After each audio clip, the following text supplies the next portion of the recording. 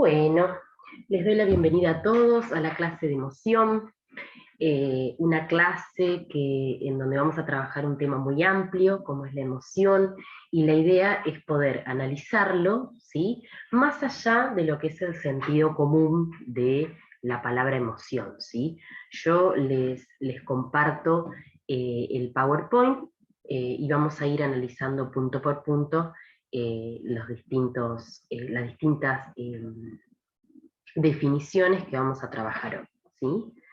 Bien, como definición, vamos a tomar a la emoción como la respuesta adaptativa de nuestro cuerpo que dirige nuestra atención y activa nuestro accionar.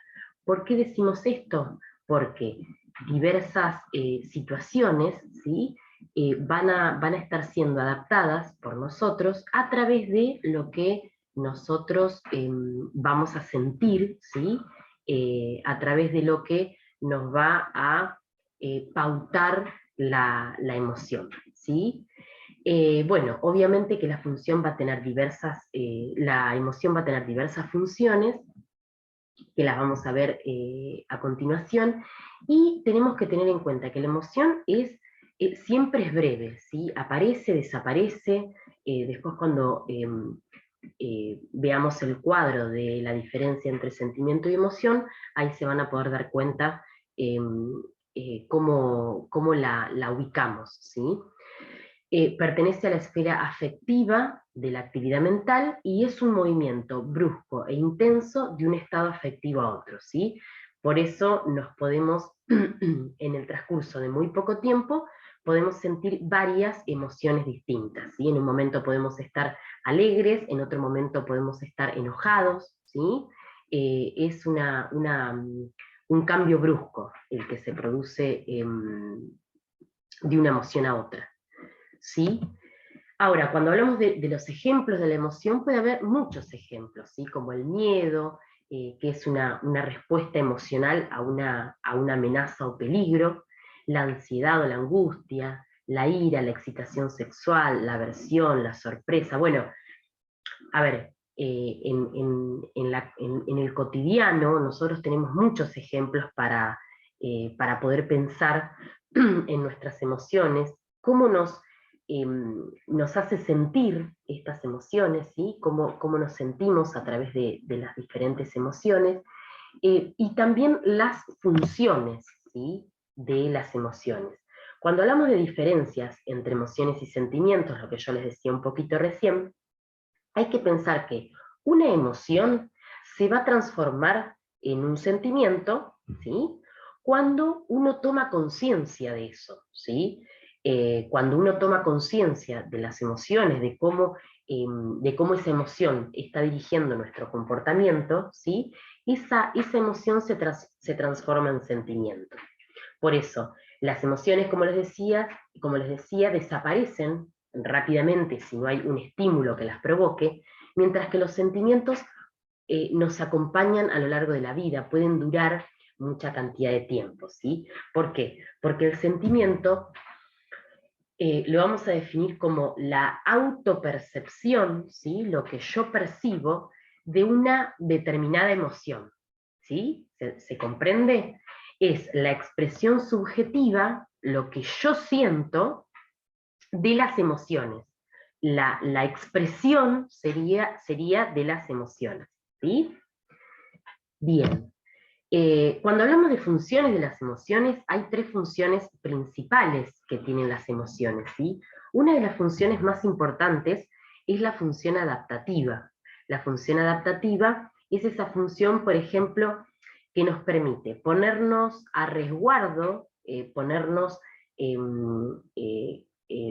tener una conducta de protección frente a ¿no? Una situación, por ejemplo, de robo, ¿sí? Entonces, por supuesto que las funciones adaptativas eh, tienen esa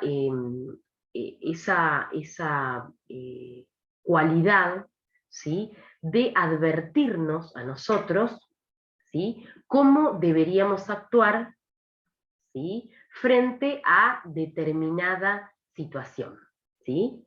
Esto que les decía, por ejemplo, la emoción del miedo genera la conducta de protección para adaptarnos al medio, por ejemplo, en una situación de robo. Bien, además de la función adaptativa, la emoción tiene una función social. ¿Cuál es la función social? Es facilitar la aparición de las conductas apropiadas, como la expresión de las emociones, ¿sí? Permitiendo a los demás predecir el comportamiento. Por ejemplo, si yo tengo una expresión de enojo en mi rostro, ¿sí? El otro puede percibir que a mí me está pasando algo, ¿sí? Por eso está muy relacionada con la empatía. ¿Se acuerdan que en clases anteriores vimos la definición de empatía, cómo la empatía era esa cualidad o esa capacidad de ponernos en el lugar del otro y poder predecir, ¿sí? Qué le está pasando? Bueno, un poco las emociones en su función social nos acercan a esto, ¿sí? Porque la función social nos va a permitir empatizar con el otro, ¿sí? Bien. En cuanto a la función motivacional, ¿sí? Acá nos vamos a parar ya en lo que habíamos hablado en la clase anterior de la motivación, ¿sí? De las características de la conducta motivada, ¿sí? La emoción también tiene una, una función motivacional porque, por ejemplo, cuando yo tengo miedo, en el ejemplo anterior, esto que hace, el miedo mismo, la emoción del miedo, nos activa o nos motiva o nos dirige a realizar alguna acción, ¿sí? Por ejemplo, huir, por ejemplo, prepararnos para el ataque, por ejemplo, no sé, en una situación así de peligro, ponernos a resguardo, ¿sí? Por eso también esta función la tenemos que pensar muy relacionada con la motivación, ¿sí? Que ya lo vimos en clases anteriores. Bien, ahora, ¿qué implica la emoción? Cuando decimos emoción, ¿a qué nos estamos refiriendo?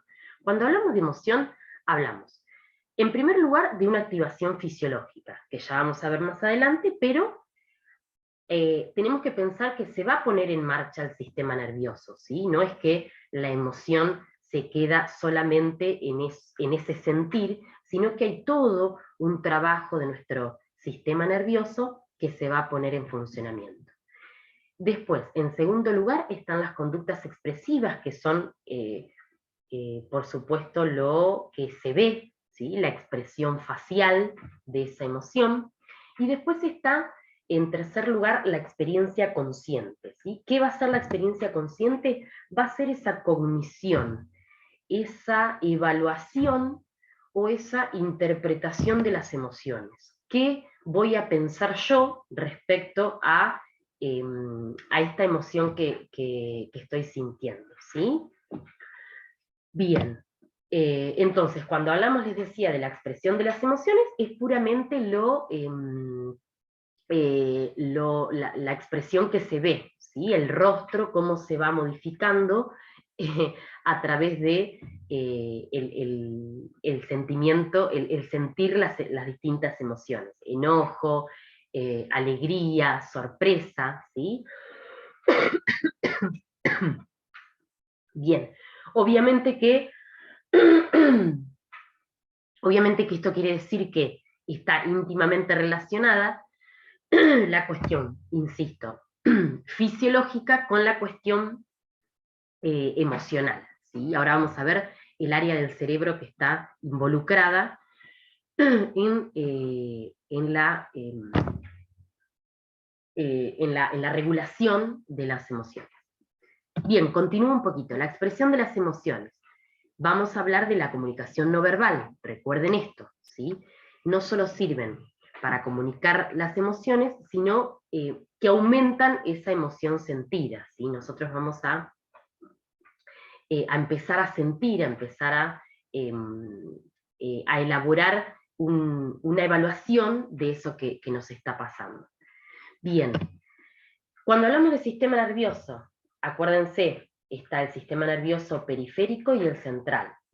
el central encargado de la regulación de pensamientos, instintos y emociones, y el periférico va a estar, por un lado, el autónomo, y por el otro lado el somático, en el que están involucrados los nervios motores, ¿sí? Cuando hablamos de los niveles de funcionamiento del sistema nervioso central, vamos a hablar de las distintas áreas cerebrales, por ejemplo la corteza, en donde va a estar regulado el pensamiento, toda la función cognitiva, y después nos vamos a ir a una capa más central, vamos a decir, del cerebro, en donde va a estar ubicado el sistema límbico.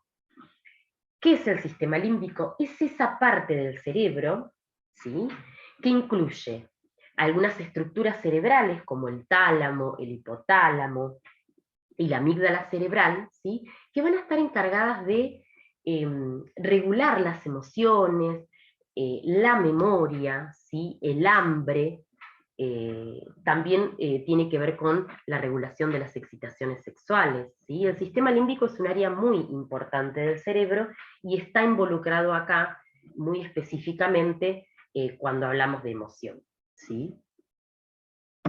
Bien, recuerden, sistema nervioso periférico que va a comprender los nervios motores, los sensitivos y los autónomos. Estos autónomos son los que parten de la médula espinal y van a ser esos nervios que actúan, ¿sí?, o que funcionan de manera involuntaria. Uno no se da cuenta, por ejemplo, de la función de los latidos del corazón. Digo, yo no digo, bueno, cómo me está latiendo el corazón, ¿sí? Simplemente sucede. ¿Bien? Entonces, cuando hablamos de la fisiología de las emociones, volviendo un poquito a la cuestión más cerebral relacionada con la emoción, hablamos de que se produce por activación del sistema nervioso autónomo, se produce la excitación emocional, ¿sí? Primero, se activa el área simpática y después se activa el área parasimpática, ¿sí? Uno produce la excitación y el otro produce la calma, ¿sí? Acá en este cuadrito por ahí se van a dar más cuenta. Por ejemplo, en la división simpática se produce la excitación, ¿no? Por ejemplo, cuando en relación a los ojos se dilatan las pupilas, ¿sí?, ante una situación, o en la división parasimpática las pupilas se contraen, ¿sí?, como se van produciendo los opuestos, ¿sí? Uno excita y el otro produce la calma. ¿Bien? Bueno, acá hablamos un poquito de pensar una situación, ¿no?, de lucha y huida en donde se produce estos efectos entre la excitación y la calma.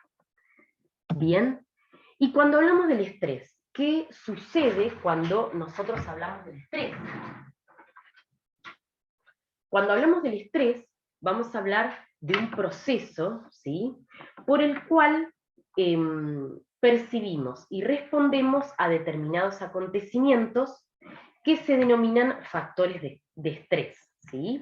A ver, ¿de qué vamos a hablar cuando hablamos de estrés? Vamos a hablar de los procesos amenazantes que se van a percibir por un determinado tiempo, ¿sí?, por un tiempo sostenido, y que, a ver, la respuesta, ¿sí?, nuestra respuesta frente al estrés va a ser determinada en cómo nosotros vamos a evaluar ese acontecimiento estresante, ¿sí? Se puede percibir, decimos nosotros, ese acontecimiento como una amenaza o como un desafío, ¿sí? Acuérdense que cuando hablamos de evaluación o de cómo uno percibe el acontecimiento, estamos pensando en esa tercera parte. ¿Se acuerdan que hablamos de lo que implica la emoción? Activación fisiológica, conductas expresivas y la experiencia consciente, que es esa evaluación que uno realiza de la emoción, ¿sí? Bueno, ¿cómo puede ser la evaluación? Lo podemos evaluar como una amenaza o lo podemos evaluar como un desafío, ¿sí? Cuando se produce el estrés crónico, ¿sí? El estrés crónico es es ese estrés que se va prolongando, les decía, en el tiempo, ¿sí? En donde no hay tiempo para que el organismo, ¿sí?, se habitúe o se acostumbre a determinada situación traumática, situación estresante. Entonces, en las personas se experimenta una prolongada secreción de hormonas del estrés, ¿sí? Y esto, por diversos estudios,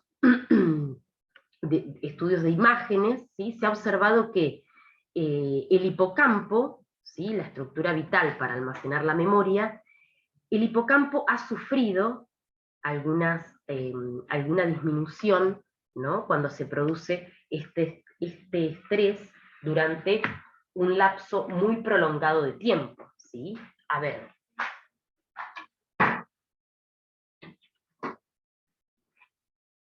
Nosotros no podemos pensar que puede llegar a existir una vida sin estrés, ¿sí? Porque ya lo dijo el doctor Rossetti, el único periodo que nosotros podemos pensar de una persona sin estrés es en la paz del cementerio, ¿sí? Entonces, el estrés es una situación totalmente normal de una vida cotidiana, se puede decir, ¿sí? Mucho va a depender de nuestra visión, de nuestra percepción de esa situación de estrés, ¿sí? A ver, las causas del estrés pueden ser diversas, ¿sí? Todo depende de cómo yo perciba ese acontecimiento. Un acontecimiento para mí puede ser muy estresante y para otro, quizás que tenga mayores estrategias del manejo de esa situación estresante, quizás le produce menos efectos, ¿sí? Pero hay diversas causas de estrés, bueno, ahí enumeramos algunas. Bien, ¿cómo enfrentar el estrés? ¿Sí? ¿Cómo vamos a vernosla, digo yo, con esta situación? Obviamente que el poder tener un manejo del estrés, que yo pueda adaptarme ante situaciones nuevas, ante situaciones que por ahí no he planeado, ¿sí? Esto ayuda a prevenir enfermedades y promocionar la salud, por supuesto. Entonces, hay diversas estrategias que nosotros como individuos podemos utilizar para frenar un poco este estrés. Por ejemplo, el ejercicio aeróbico, que aumenta ciertas capacidades del organismo para recibir, digamos, situaciones de estrés severas, ¿sí? Después, actividades de relajación, por ejemplo, ejercicios de meditación, de control de la respiración, ¿sí? Son situaciones que nos van a permitir frenar, si se quiere un poco, esta emoción que nos lleva como eh,